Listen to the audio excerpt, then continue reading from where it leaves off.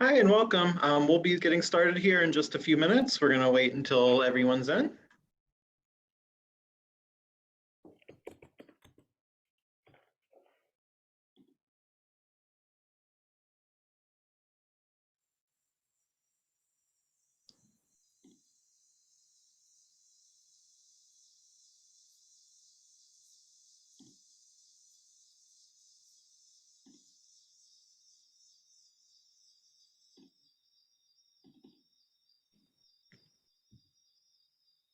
All right, we've still got a few people coming in, so we'll hold off just a minute or two.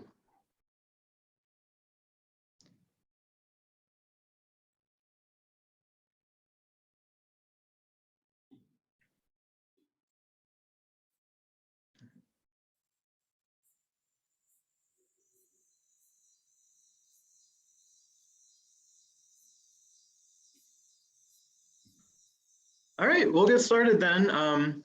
So good evening and welcome to the Hudson Library and Historical Society's live event with Laurie Garver, author of Escaping Gravity, My Quest to Transform NASA and Launch a New Space Age. Before we get started, there's a few things I want to share with you. First, we have a full schedule of virtual programs coming up this fall, including a couple of exciting ones next week. On Tuesday, September 6th at 6 p.m., we'll be hosting Steve Brusette, best-selling author of The Rise and Reign of Mammals, who is also the paleontology advisor on the Jurassic World film franchise. On Thursday, September 8th at 7 p.m., we will be speaking with journalist G. Elliott Morris, author of Strength in Numbers, How Polls Work and Why We Need Them. Be sure to check out our website for a full list of programs. Following the presentation tonight, there will be time devoted to Q&A with the author. We encourage you to get involved by typing your questions into the Q&A section of the Zoom at the bottom of the screen at any point during the program. Finally, The Learned Owl, our local independent bookstore, is selling copies of Escaping Gravity, and there's a link in the chat if you'd like to purchase one. And with that, let's get started. Tonight, I'm excited to welcome Laurie Garver. She is a renowned aerospace policy analyst, business executive, and philanthropic founder. She is a former deputy administrator of NASA, and more recently, she has served as the CEO of the Earthrise Alliance. Her first book, Escaping Gravity, came out earlier this year. Welcome, Laurie. And to get started, could you just tell us a little bit about why you wanted to write this book? Sure. Well, thank you, Nathan. Thank you all who are on.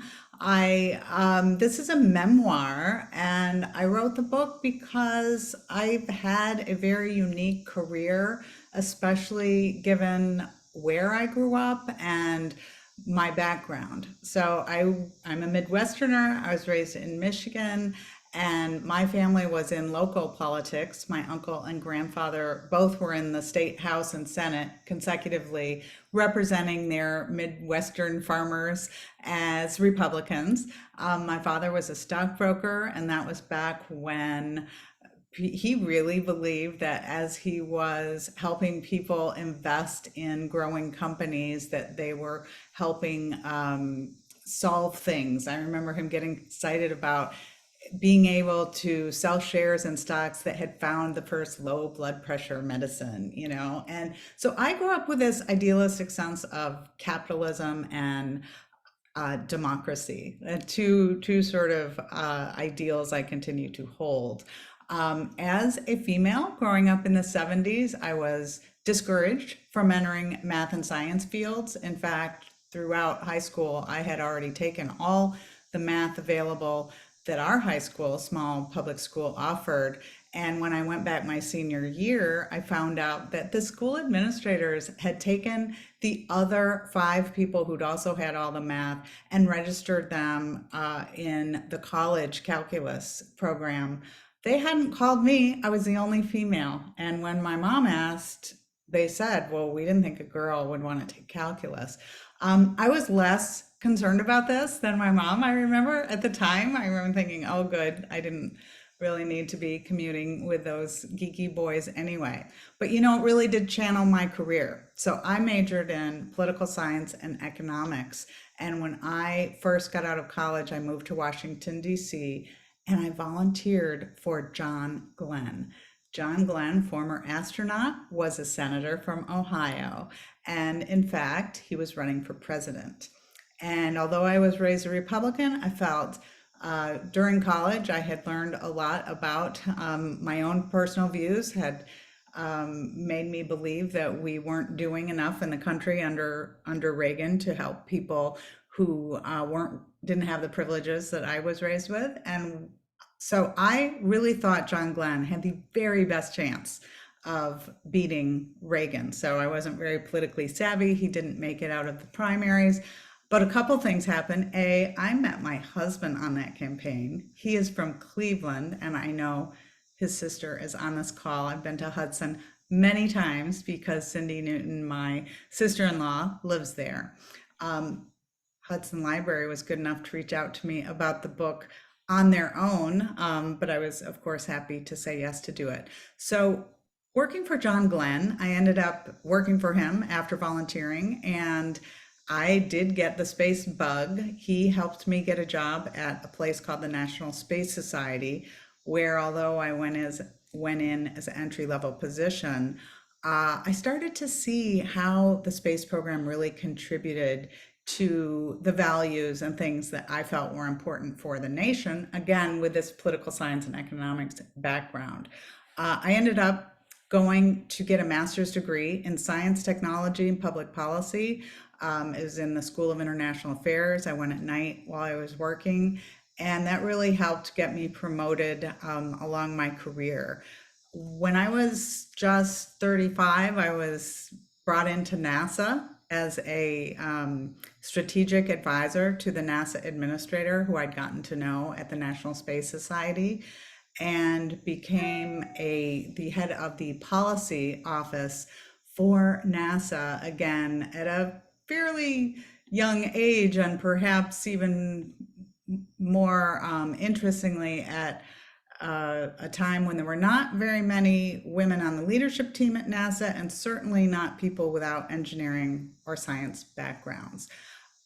My goal, as very much aligned with the head of NASA at that time, was to utilize the public's investment in our nation's space program in ways that could advance society. That's really why NASA was founded. It was certainly because of the Cold War, and at the time wanting to demonstrate that a democratic system was the best way to advance science and technology, society, and NASA stepped up, and by getting us to the moon in the 1960s, when I was 8 years old, did something that, of course, at the time seemed unimaginable.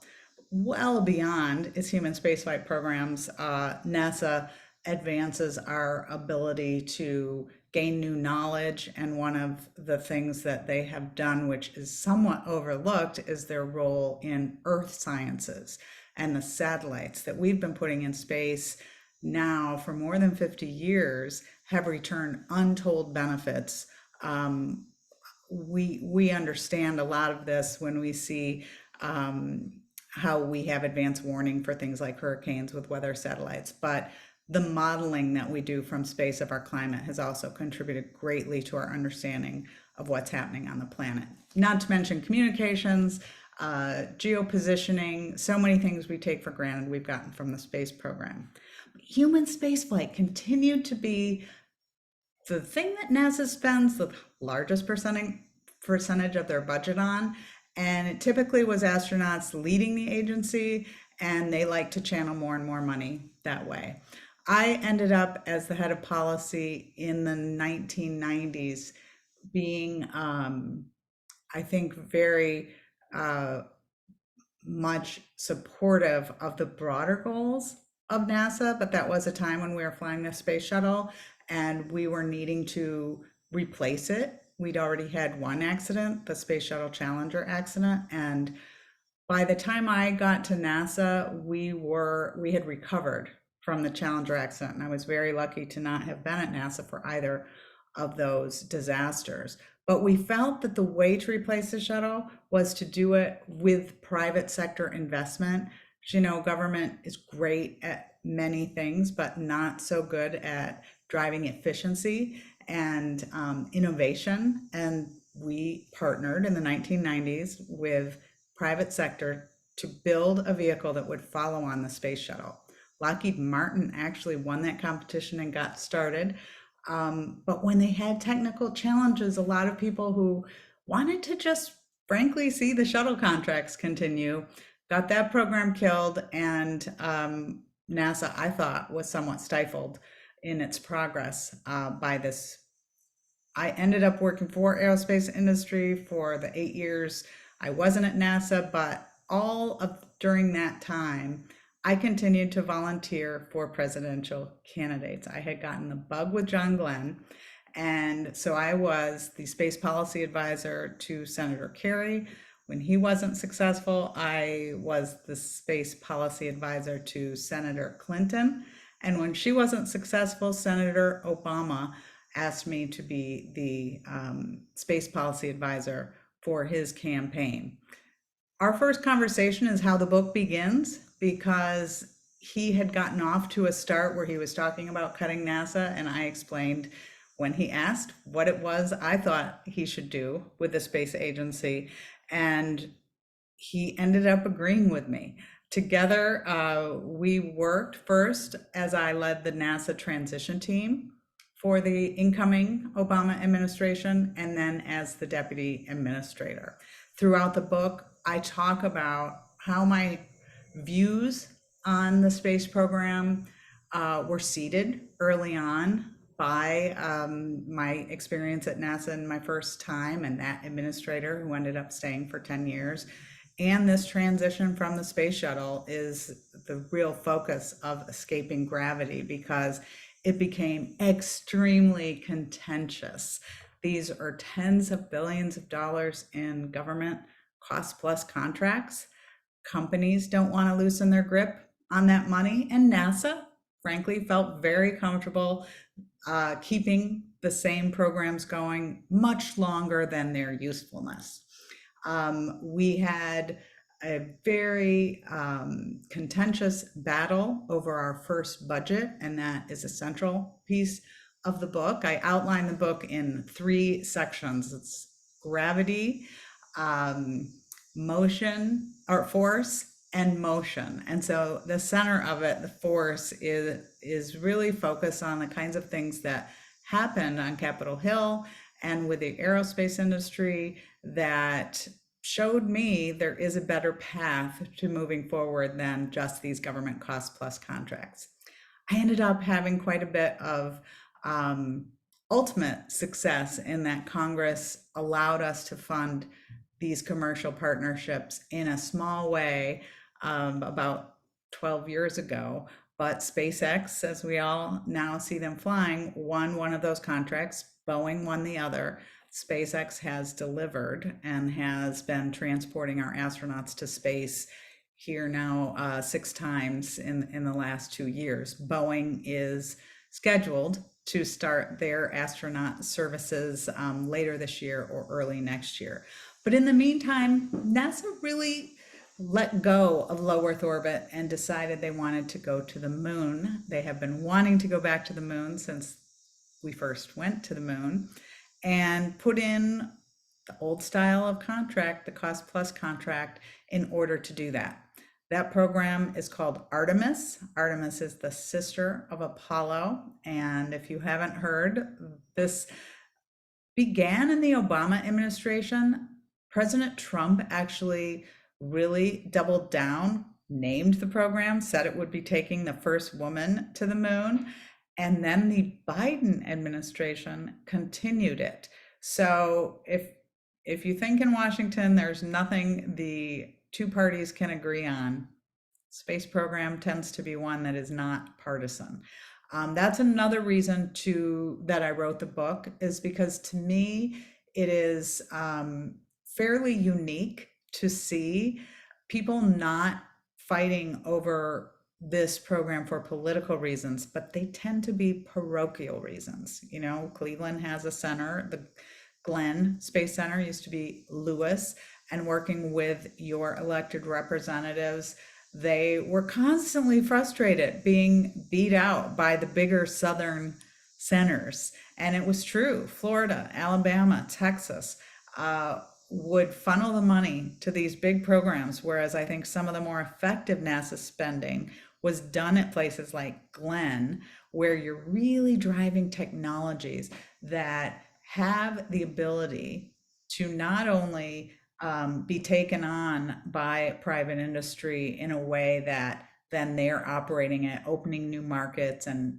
allowing NASA to go further.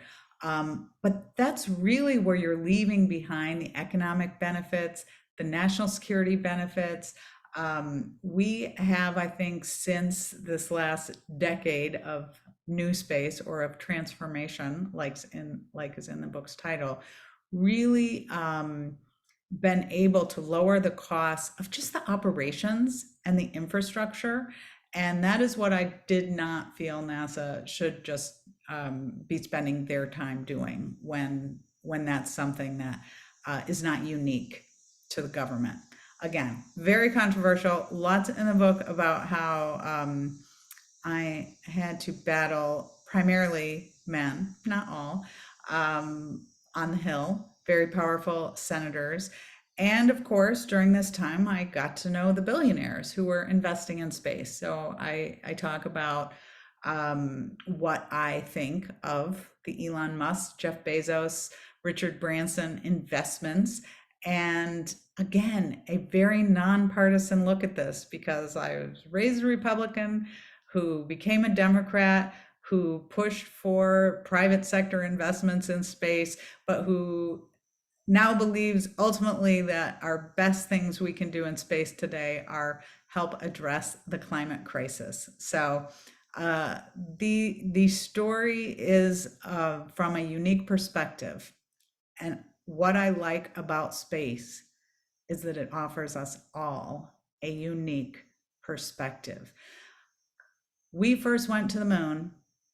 We looked back and saw our planet for the first time, like we were looking in a mirror. And I will read a section of the book that talks about this in the conclusion, but I promise for those of you who've maybe started it but not finished, it's not giving anything away. And to talk about what I think is of the greatest value that we can do for our nation, since this is a national program. So I will start here.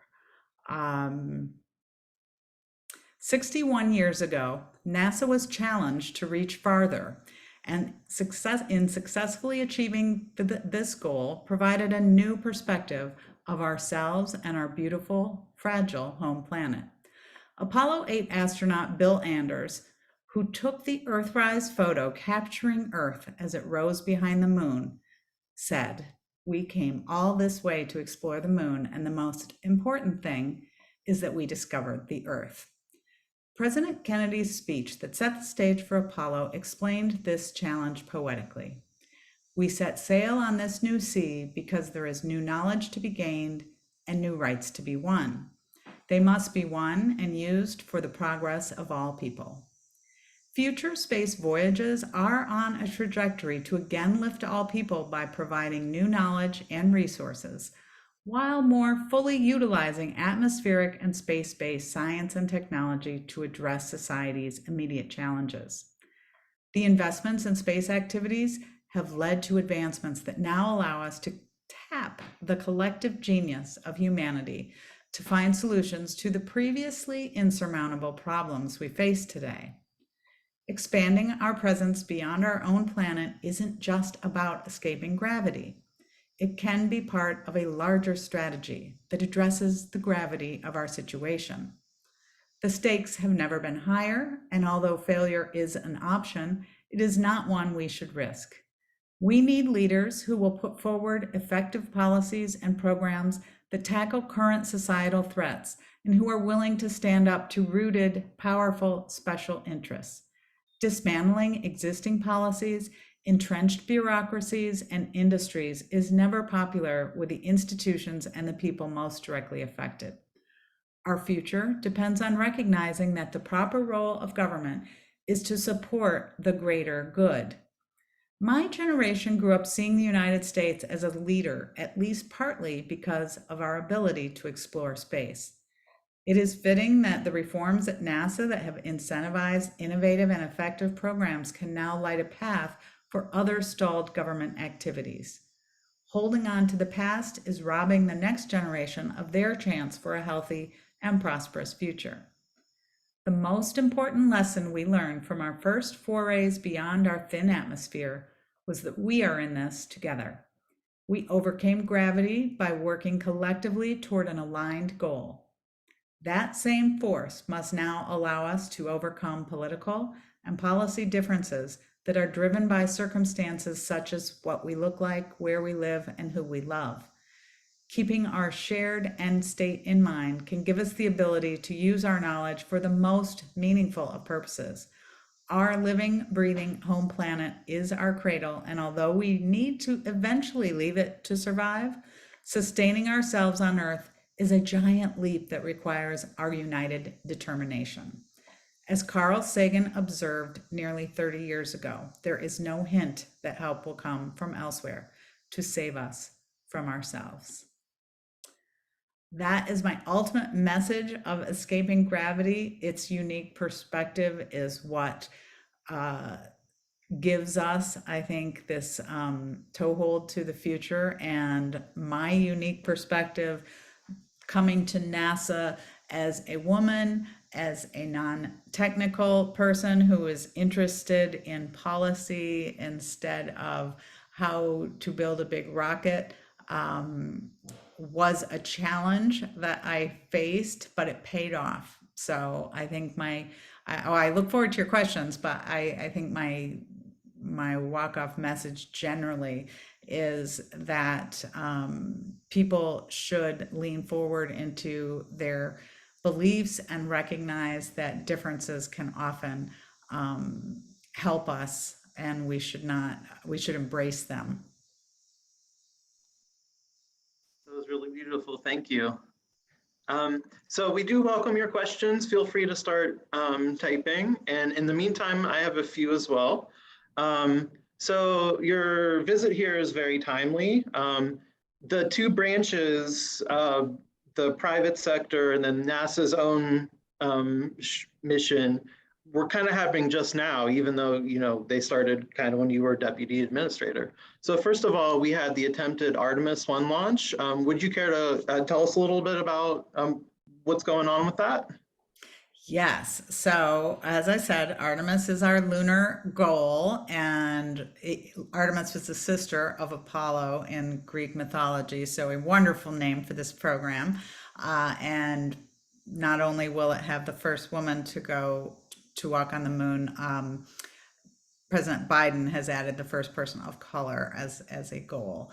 The first launch of this program that started on my watch that I did not think we should be doing is called the Space Launch System, SLS. That is a big rocket, very much like the Saturn V, and it has a capsule on top called Orion.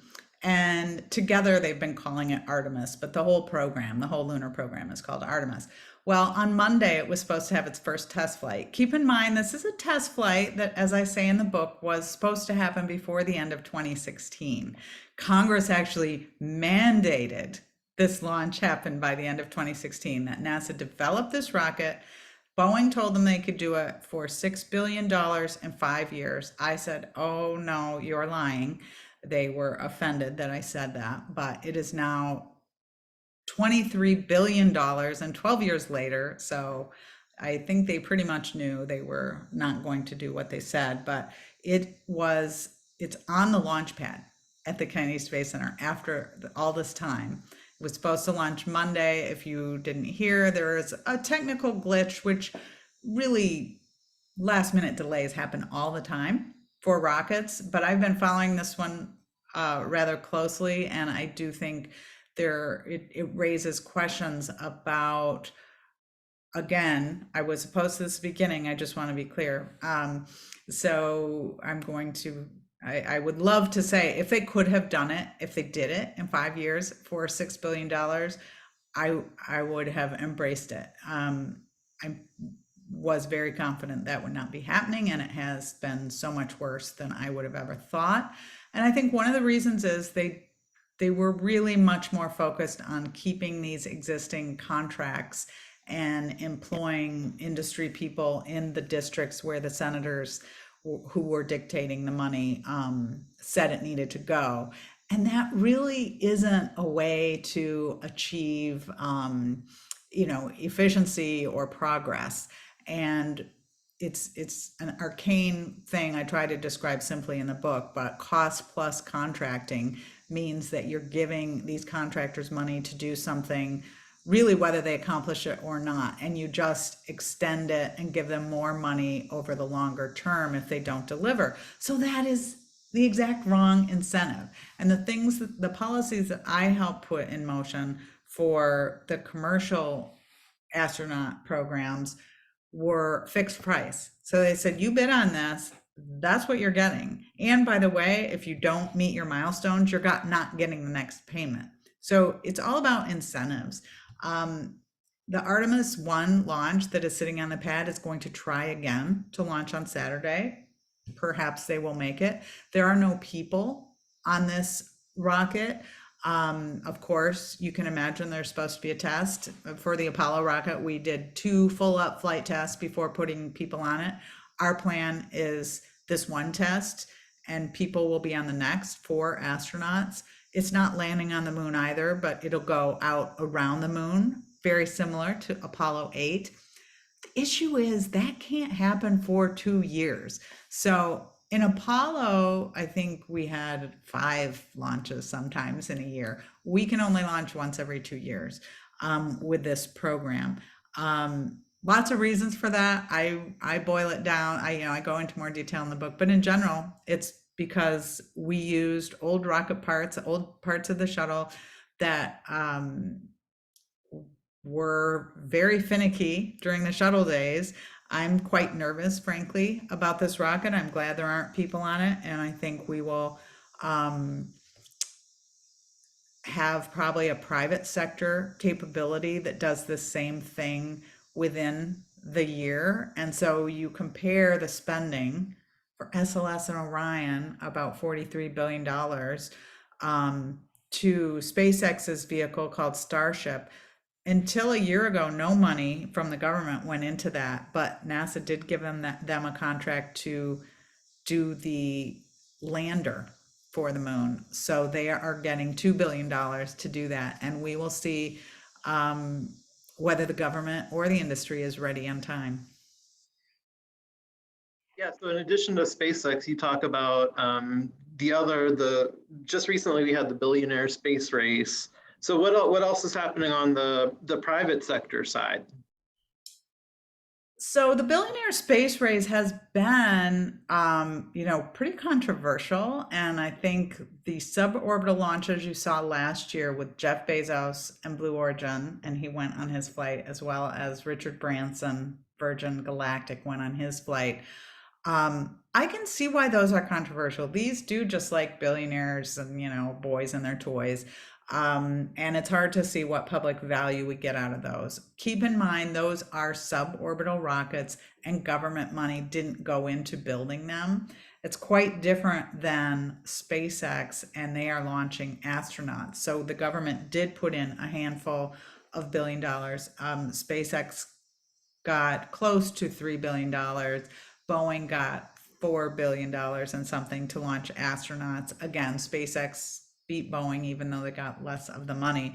They are now selling seats to the public. They've already had one entirely private mission. It was 3 days in the same vehicle. Their vehicle is called the Dragon, and they can make that money. Now they are selling seats to NASA. And as I say in the book, historically, if you look at the average price we've paid for each astronaut who went to space, it's around $1 billion. Today, those seats being sold to us by SpaceX are about $60 million. After we retired the shuttle and we didn't have anything to replace it, a big theme of the book, we counted on the Russians, as you know. We paid the Russians around $100 million a seat.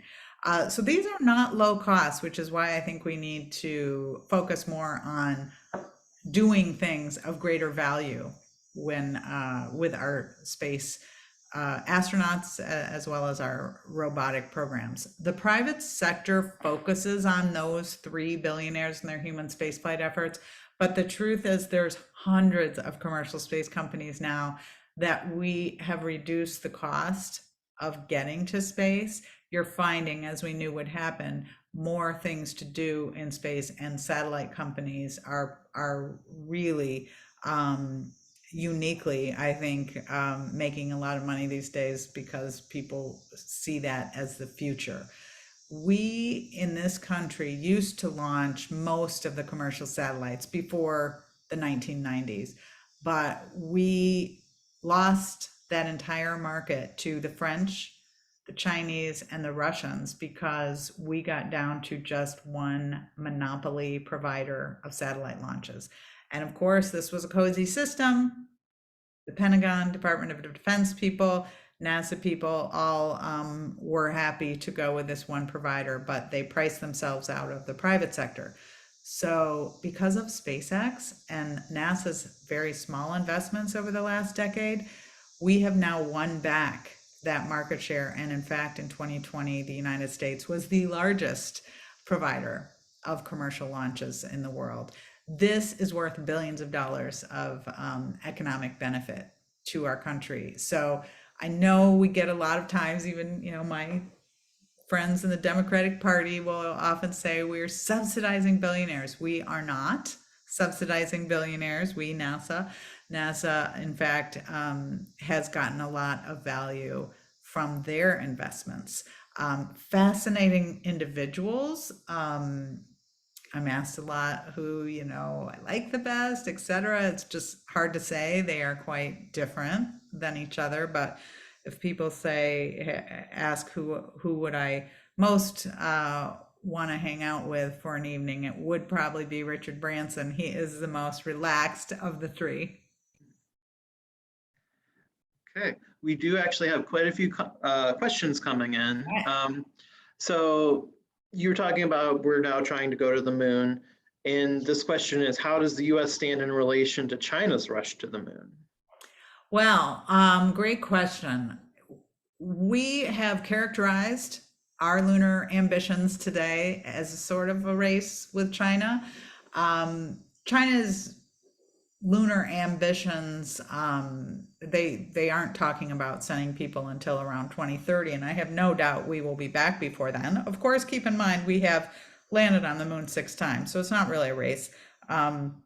The reason you go, I think, and the reason for us to go back before China has something to do with the benefits that we drive by doing that. And so again, cobbling together old technologies isn't the way to do it. It's driving technology that will help us do more and have a sustained presence that I think is greater value. There are some unique things about going back, and I think both China and us have our sights set on landing on the south pole of the moon, which is it's more challenging, but it uniquely, and it gives you a little bit of insight into what China's probably thinking, similar to us. We have seen from satellites orbiting the moon that in fact there could be water ice trapped in on the South Pole, that are constantly shaded region, and having water ice on the moon means you could potentially mine that, not only for use for a lunar base, but potentially for fuel to go beyond. The gravity well of Earth makes it really hard and expensive to get things off of this planet. So any resources for space development that you can find once you're out there are of great value. The Chinese did land a robotic spacecraft on the far side of the moon. They have started with space stations, and I believe they are about where we were in the 1970s and 80s with their space program. But keep in mind, they are able to advance quicker. It's like with all these other aspects of China, they're really unique combination of sort of being a dictator but capitalist. They're clearly intent to run the table. So I do believe that as leaders in space, we want to remain that way. And so that's why what's one of the reasons we need to be smarter about our investments. Okay. The next question, someone says that as a kid, they had a hero-like reverence for NASA and the space shuttle program, but it's been difficult to get their son hooked. The shift away from human-focused exploration is part of it. Since a kid, it's harder for them to relate to a robot on another planet. How do we get kids hooked now? Yeah, that is fascinating to me as well. I'd love to know if this kid is a boy. I because growing up, we didn't see ourselves as astronauts. So I think that's a very positive turn of events that we have role models who look like us.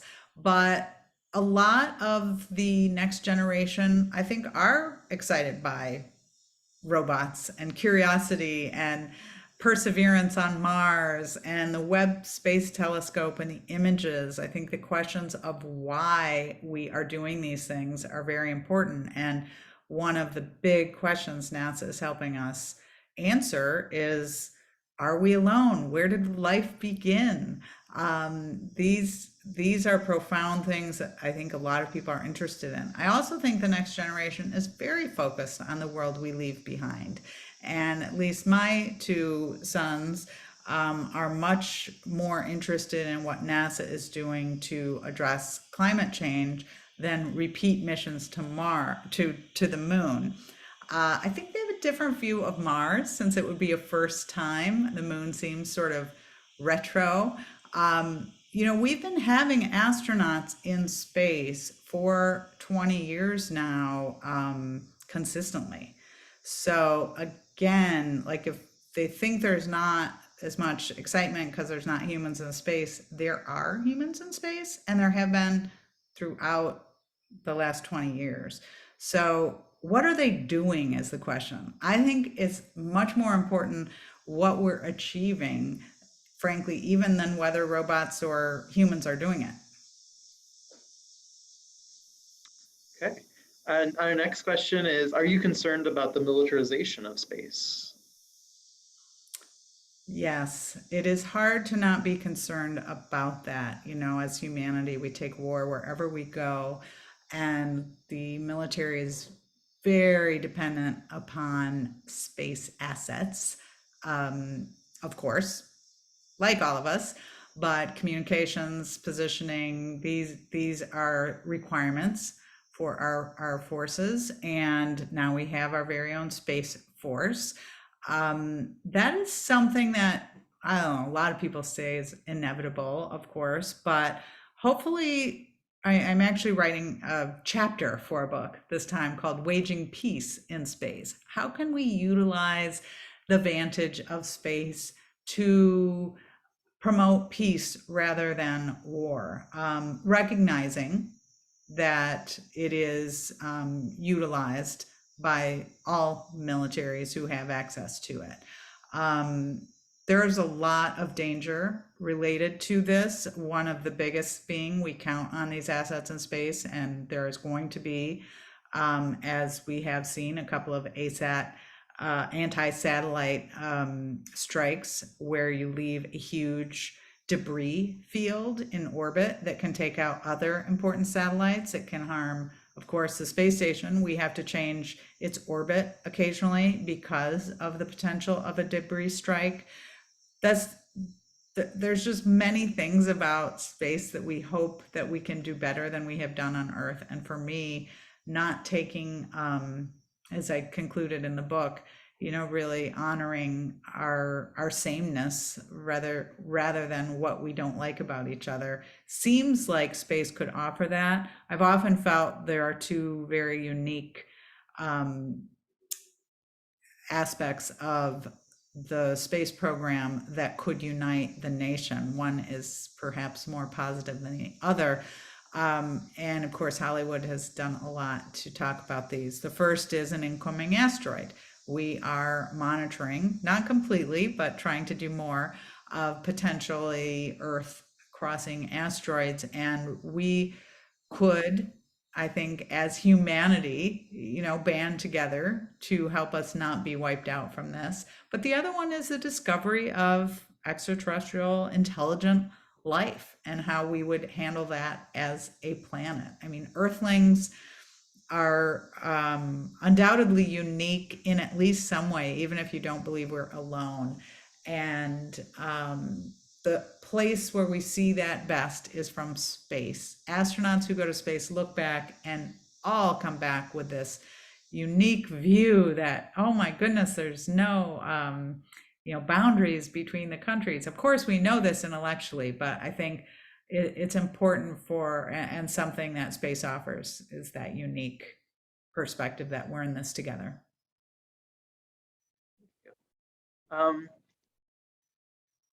So next, you've actually dealt with quite a few different presidential administrations. So someone wanted to know what was that like dealing with them, and what were some challenges? The Clinton administration, well, I actually worked a little bit with the Reagan administration when I was at the National Space Society. He was a big supporter of space and started a thing called the Young Astronaut Program that we were involved in. Of course, he also started Star Wars. We thought that could lower launch costs. But my first direct work was with the Clinton administration. And I think not uniquely, again, you sort of grew up with NASA being this bright star of our nation, was so supportive. And there were a couple of times when things happened at NASA that people who'd been at NASA for a long time didn't think they were a big deal. And I would say, no, someone needs to go over and tell the president or the vice president, because Al Gore was really interested in space. And they say, no, you don't understand. We don't go over there. And I'd say, well, just call and ask. And sure enough, they would always say, yeah, come over, tell us about it. And I have said this to others, and the presidents, I don't know, 5 or 6 that I've been professionally involved with, to a person, love the space program and love NASA. Yes, they may have different views about how to best advance it, but you're not a person who grows up thinking you can run the country, but yeah, that space program, that's stupid. They just don't. I was closer to President Obama than any other president. He is my favorite. I say in the book, of all the presidents in my lifetime, I'm most, I would have wanted to work for him. So I'm glad I did. But that didn't keep me from seeing that at times they disappointed me with their unwillingness to support the budget they advanced. I thought they could have made more progress, but that took political capital. So again, very supportive of space, very different ways of going about getting that agenda through. So someone is asking about your time with John Glenn and what he would have thought about, the present state of NASA. Well, I of course stayed in touch with John Glenn throughout my career. He was hugely helpful to me. In fact, recommending me to the Obama team, I know, for the head of the transition. He and I were working for Hillary Clinton together. We both supported her in her bid in that primary election. And John Glenn was never as supportive as I was of the private sector. I was at NASA when he flew his second time, and we flew him on the space shuttle, and that was wonderful. And of course, I'm a bigger fan of Annie Glenn than as is everyone who's ever met her. But we really just agreed to disagree about, he wanted to extend the shuttle and fly it longer. And I was the person on the ground at NASA for the transition team, asking the hard questions, hearing no third tier providers have been let go. It would take billions of dollars and years to bring this program back, and it wasn't designed in a way that enhances safety, all these things. John Glenn was very focused on human spaceflight.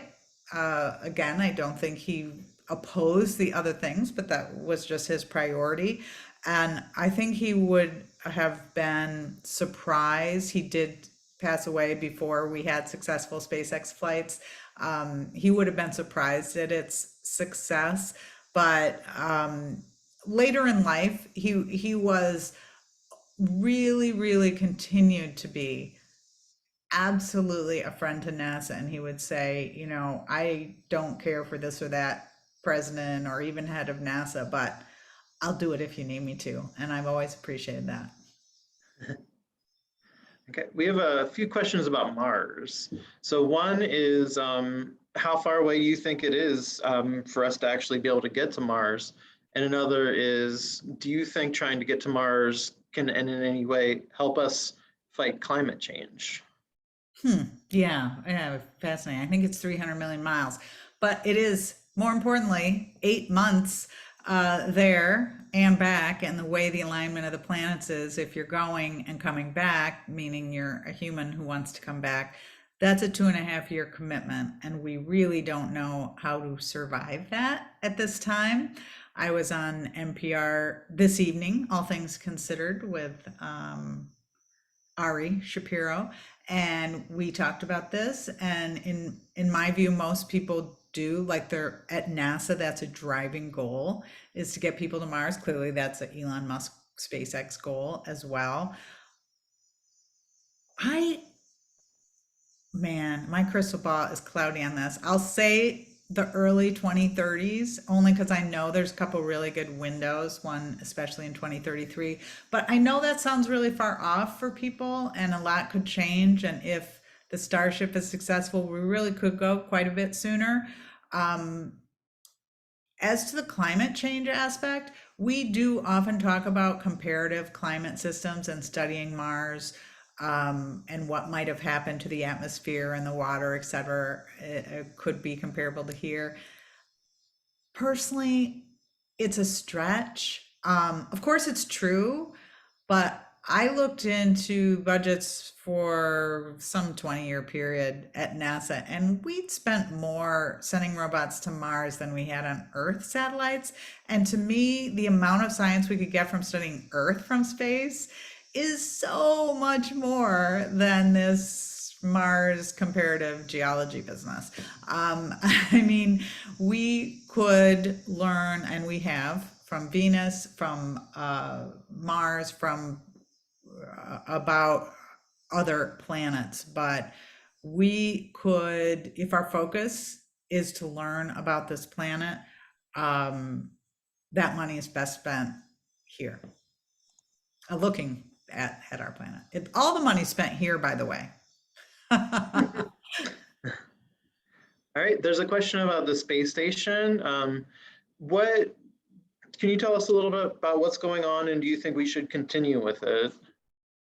Space station, as I said, 22 years now. We have consistently had astronauts and, for the most part, cosmonauts living and working on the space station. They do a variety of experiments. More than half their time is taken up operating the space station. And again, this is sort of one of the difficulties. Its a budget is over $3 billion a year.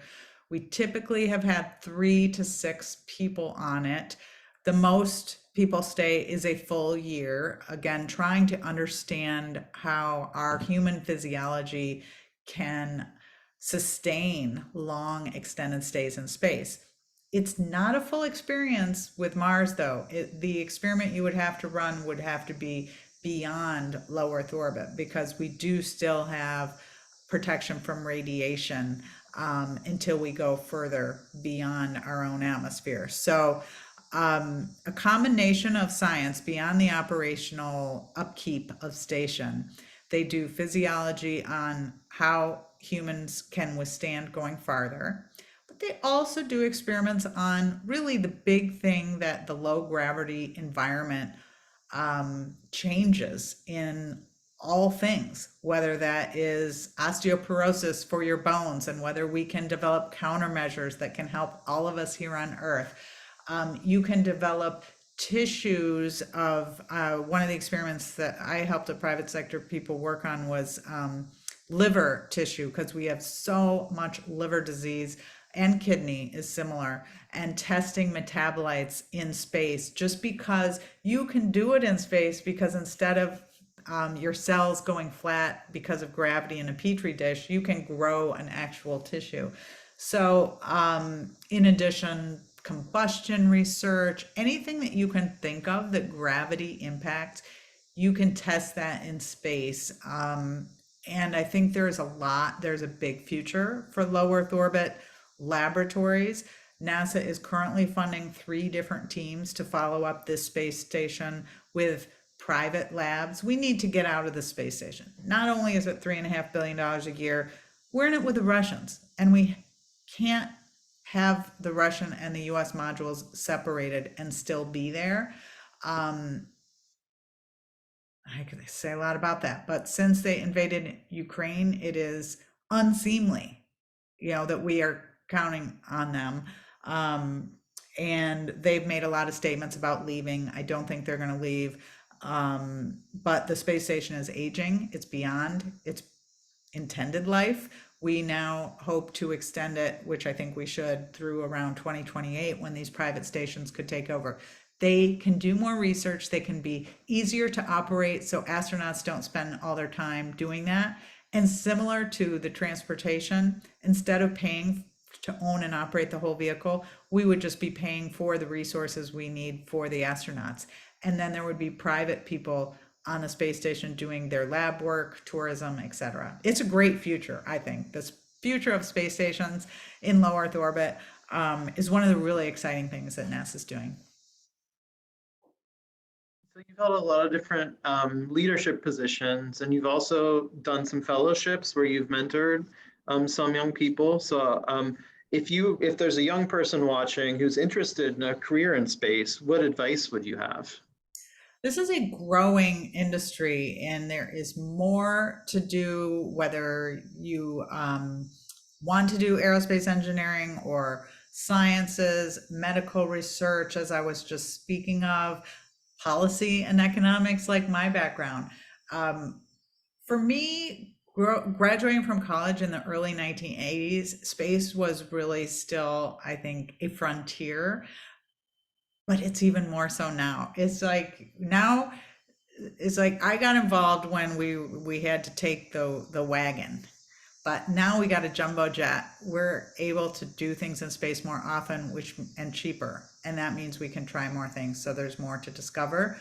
I think there is a huge future in this. The fellowship I began was for women and gender minorities, but we have expanded, and that's called the Brook Owens Fellowship. We offer paid summer internships to around 50 people each summer, mentorship, and we now have several other fellowships, one specifically for Black students called the Patty Grace Smith Fellowship. These are all people who I worked with over the years who have passed away. And I think for a lot of reasons, we have been primarily interesting to males, and still, poll after poll, men support the space program over women. I really think that's because we've been so focused on the hardware and not what it is we can achieve by being there. Okay, there's a question here. They've been watching Bill Nye's The End is Nigh, and it talks a lot about what could happen on Earth with comets, volcanoes, earthquakes, and climate change. How can NASA assist with some of these scenarios?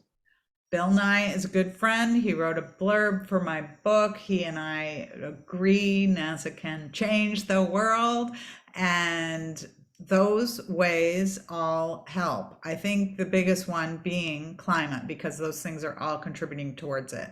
And the unique thing about satellites is you can have consistent measurements over an extended period of time.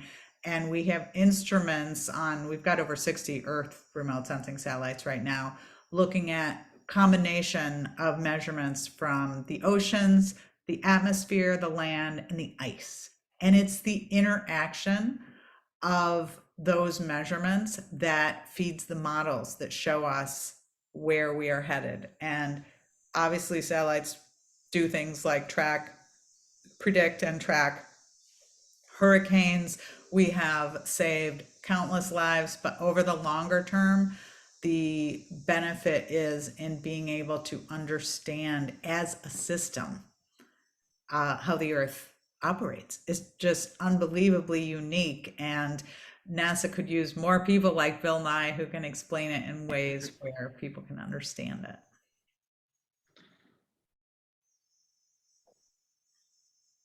Okay, someone is asking, do they do any psychological experiments on the space station at NASA? Sure. NASA doesn't like to talk too much about that kind of thing with the astronauts. Something I don't think I mentioned was I myself did some training to go to space, but I was doing it in Russia as a tourist. And so I was training in Star City. And for that program, they did certainly some psychological experiments to even show whether you were able to manage the stress of space flight. NASA does those before as well. But we also have to, as we're looking at astronauts, to figure out, will they be people who are good to select for longer term missions? So those things we do. I think there are a number of examples of astronauts who've gone into unique stress during their times in space. Some of those on the Russian space station where they had some close calls. But NASA is very into the privacy of their astronauts, and they have not disclosed a lot of this. They tend to like to still be the steely-eyed missile men of yesterday, and you don't hear as much about it. Yeah, so I think we're just about out of time. So maybe in closing, could you just tell us about what's next, what's upcoming, what's getting you excited about space? Sure, I do continue to be very excited as much as I'm really tracking this Artemis launch and assuming whether it goes or not this weekend, it will eventually launch, I feel quite sure. And the interaction between that and the lunar lander that SpaceX is developing to fly on Starship, there's just going to be, we're in a transitional time, and transitional times can be stressful, but they also are times when great things can happen. I do look for a NASA that is more focused on, I think, helping address the climate issues from their unique vantage of space. I am very excited about the Webb telescope results that we are seeing. And in general, as I said, the space stations, private space stations, where there's going to be people going up who can spend their time doing research rather than just keeping the lab going. I think we're finally maybe going to get some of the unique attributes from doing research in space that we thought we were over time. And I think it's a very important area that today, when there is, maybe it's because I live in Washington, but in general, things seem to be so divided. And I do really see space as a unique activity, not unlike when we were first able to cross the oceans or we first took to flight, that as the costs come down, we find more valuable things to do and it brings us closer together. Thank you so much. This has been a really great conversation. We're so happy that you came. I would highly recommend your book to everyone. We have copies here at the library. You can pick them up at the Learned Owl. It's also available on Hoopla, but thank you. Thank you. You are welcome. Thank you. Bye-bye. Bye.